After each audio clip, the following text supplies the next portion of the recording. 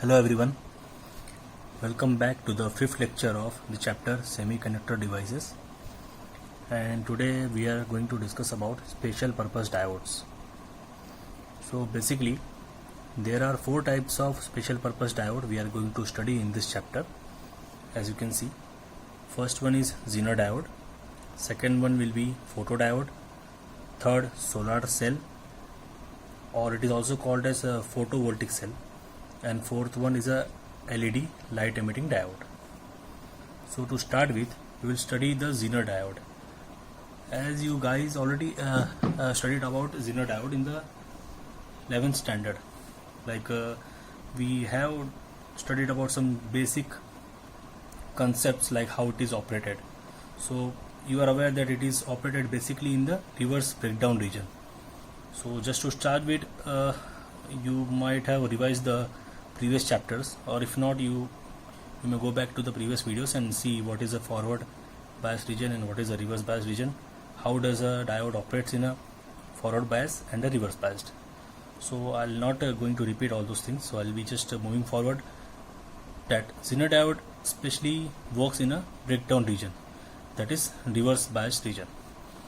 So we have studied like when there is a increase in current beyond a set voltage or it's a voltage wherein if you go beyond that voltage, the diode will break down. So in the 11th standard we have studied about it, like when the diode voltage, we increase the voltage of a diode and it reaches after a certain voltage, then the diode breaks down. So that voltage we used to call as breakdown voltage or reverse voltage. So in those scenarios the diode used to break down, but here in Zener diode the diode will not be breaking down. Instead, like it can break down, but there is certain limitation to it. We will like when we purchase a diode from market, so there is a certain points they are giving, there will be classification of the diodes and there are certain marks, you cannot supply an input voltage beyond this point. If you supply voltage beyond this point, then obviously due to the excessive heat the diode will be breaking down. But yeah, diode can work effectively as we want until that voltage. Okay, so to start with, we'll study about the characteristics of Zener diode. Let's understand what is a Zener breakdown. So you know the doping concept, right? Heavily doped, lightly doped. When a diode is heavily doped, then the depletion region will be thin. Okay, and if it is a lightly doped, then the depletion region will be thick. Thick in the sense it will be not thin as compared to the heavily doped diode. Even though the measurement is in micrometer, sometimes it's in nanometer as well, so we cannot say specific values. But yeah, if you compare a heavily doped diode and a lightly doped diode, then there is a lot of difference. So difference in the sense it is related to depletion region. So if a diode is heavily doped and the depletion region is very thin or narrow, so in that this breakdown region, it triggers at very low voltage. At very low voltage in the sense if we suppose we have a diode, we have connected the battery in a breakdown region or reverse bias region.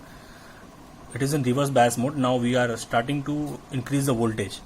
Okay, so after a certain point the diode will start, that voltage will start increasing, and when it reaches to a particular voltage, then the increase in voltage will stop and there will be a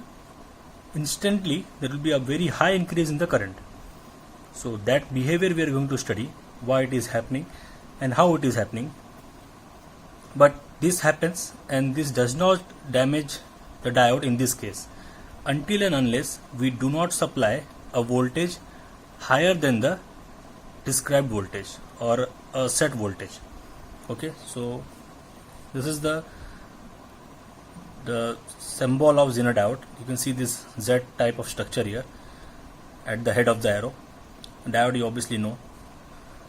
So this is a p-n junction diode, and yeah, Now the second one is characteristic curve of a Zener diode. So if you see, in a forward bias region, it is operating very similar to a normal diode, a normal PN junction diode. It is also having the same characteristics, right? Like after 0. If you take germanium or silicon, they are having 0.3 or 0.7 voltage. So it is operating just like that. There is no difference when the diode is in forward bias. But as soon as you see the we connect this diode in a reverse bias condition, you see this typical region which is called as Zener breakdown region. So you can see the curve. When it is reaching the voltage called as Vz, this is called as Zener voltage. Okay, when the voltage reaches up to Vz, that is Zener voltage, the further increase in voltage stops here.